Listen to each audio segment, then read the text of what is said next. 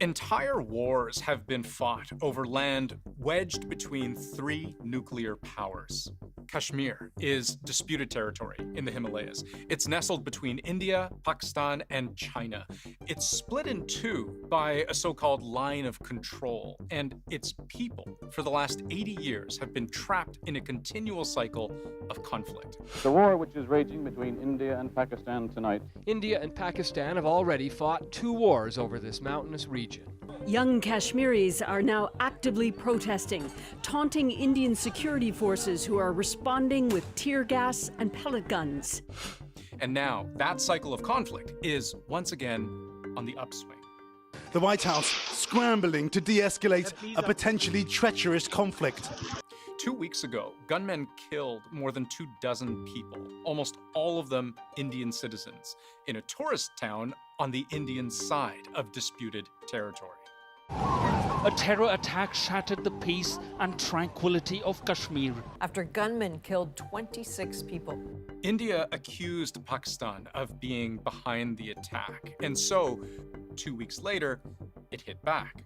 India has fired missiles into Pakistan in a deadly escalation between the nuclear-armed neighbors. Another night of intense shelling between the two countries.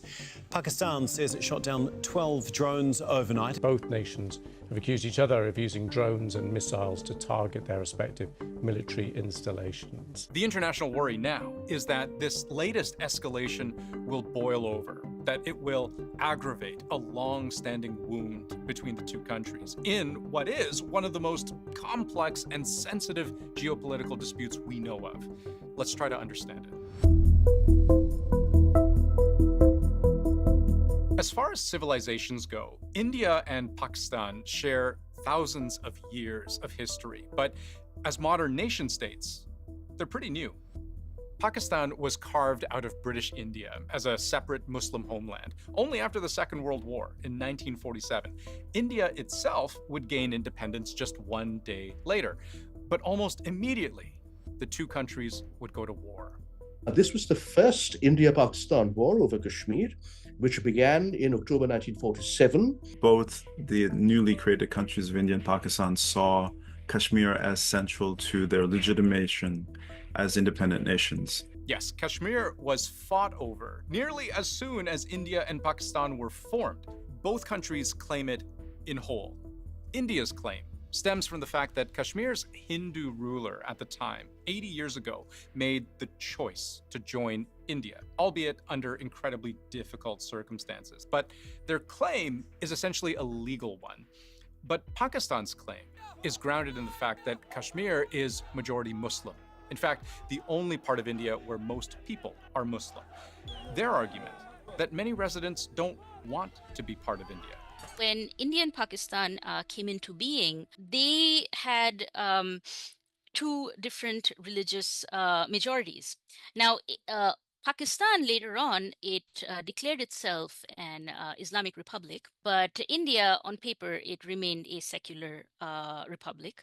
And their argument was that giving this territory to Pakistan on the basis of religious identity would challenge India's existence as a secular state. So Kashmir has been the boiling point. What came out of this conflict was a United Nations document. This is from 1949, signed by both India and Pakistan. It established a ceasefire line, which would later be known as the line of control. Today, that line separates the roughly 2/3 of Kashmir administered by India, called Jammu and Kashmir, from the remaining third, administered by Pakistan, called Azad Kashmir. Remembering, though, that both countries lay claim to the whole thing. And so, this region is, even today, one of the most heavily militarized in the world. However, over a period of several decades now, the part of Kashmir administered by India has seen resistance, armed insurgency. The troops and paramilitary police come under regular attack from guerrillas seeking secession from India, and then perhaps union with Pakistan, or perhaps outright independence. Any intruder coming from Pakistan side is to be challenged to stop. If he doesn't stop, he is to be shot at. And India has long accused Pakistan of backing those militants, a claim which Pakistan has at various times broadly denied. It's a very complex conflict because at some moments in that history, these are homegrown movements for secession in Kashmir. And so a claim that they're simply proxies of Pakistan is not quite correct. But it is also the case, of course, that in many of those cases, some elements of those groups, which are Kashmiri, do receive material support from Pakistan. And it could be arms, it could be training, it could be funding of various kinds. Pakistan has supported and even one can say sponsored insurgency, but the ground for that has been laid by Indian misrule and policies which have led to a widespread feeling of alienation and oppression among the people. So you can start to understand what makes this dispute so bitter. But what we haven't yet explained is what makes this latest string of escalations so shocking. That story started about 6 years ago. One important thing I haven't yet mentioned about Kashmir is that it has always enjoyed a certain degree of autonomy. It's considered special. In India, that special status is enshrined in Article 370 of that country's constitution, relating to the state of Jammu and Kashmir, which is what India calls the part of the region it controls. We can see, for example, how this article expressly limits the power of the Indian government to meddle in Kashmir's affairs. The region was even allowed to have its own constitution until 2019, when that was taken away. Indian Prime Minister Narendra Modi stripped the primarily Muslim state of its semi-autonomous status. It not only revoked the autonomy, it abolished the status of Indian Jammu and Kashmir as a constituent state of the Indian Union, and further carved up the erstwhile liquidated state into two union territories under direct central rule. So it was drastic surgery.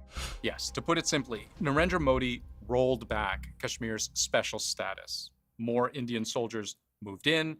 Thousands of Kashmiris were arrested, including political leaders. Since the 1950s, the Hindu nationalist movement has always been critical of Article 370 because its vision of India was not as a secular country, but as a Hindu country, as a Hindu nation. And so there's been a long-standing desire by the Hindu nationalist movement to remove Article 370, to annul it, to abrogate it from the Constitution. Modi also loosened the rules on who was allowed to buy land in Kashmir.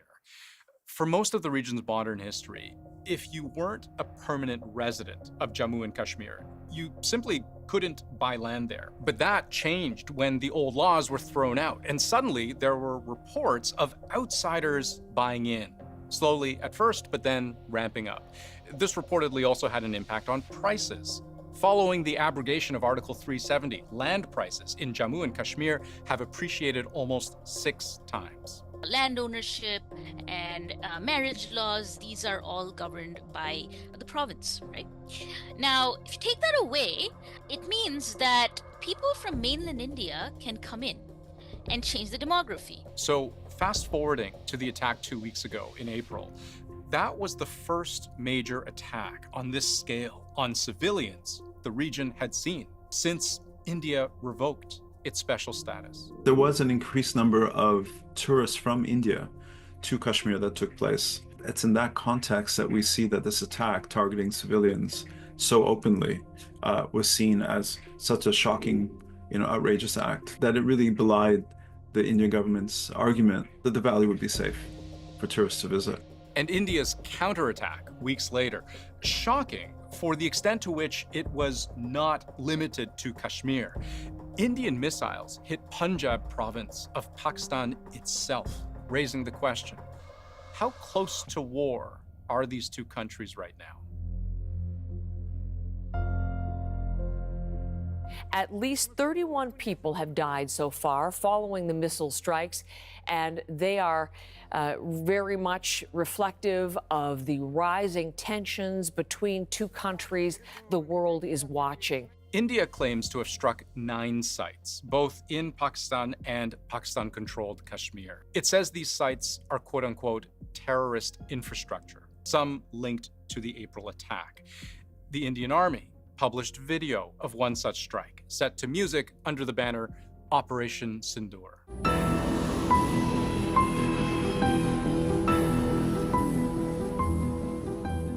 And that name means something.